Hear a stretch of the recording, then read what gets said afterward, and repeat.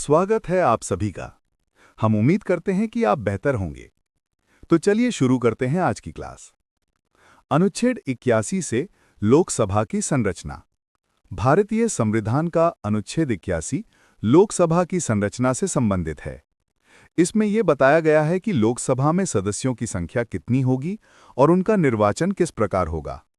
1. लोकसभा का स्वरूप। लोकसभा भारत की जनता द्वारा प्रत्यक्ष रूप से चुनी गई प्रतिनिधि सभा है। ये संसद का निचला सदन यानी लोअर हाउस है। 2. कुल सदस्य संख्या। अनुच्छेद 81 के अनुसार 1. लोकसभा में अधिकतम 552 सदस्य हो सकते हैं। इनमें से 530 सदस्य राज्यों से चुने जाएंगे। 20 सदस्य केंद्र शासित प्रदेशों से चुने जाएंगे। 2 सदस्य राष्ट्रपति द्वारा एंग्लो इंडियन समुदाय से मनोनीत किए जा सकते थे, लेकिन 104वें संविधान संशोधन 2019 से यह प्रावधान समाप्त कर दिया गया है। 3. राज्यों और केंद्र शासित प्रदेशों का प्रतिनिधित्व।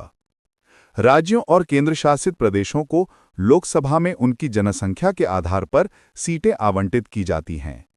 संविधान का उद्देश्य था कि हर लोकसभा क्षेत्र से लगभग समान जनसंख्या का प्रतिनिधित्व सुनिश्चित हो, मतलब प्रत्येक सांसद लगभग बराबर संख्या की जनता का प्रतिनिधित्व करें।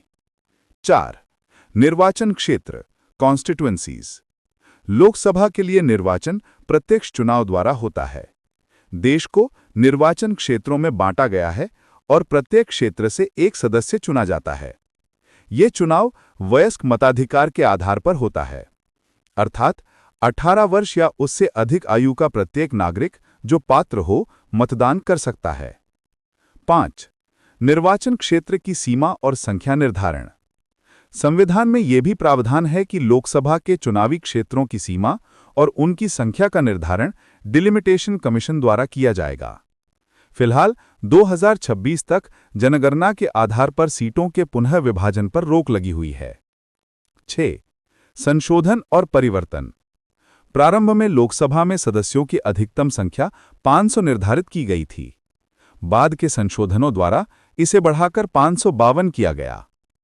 104वें संविधान संशोधन 2019 से राष्ट्रपति द्वारा एंग्लो इंडियन समुदाय के लिए 2 सीटें नामित करने का प्रावधान समाप्त कर दिया गया है।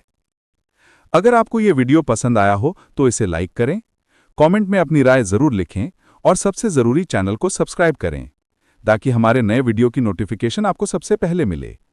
मिलते हैं अगले वीडियो में। धन्यवाद।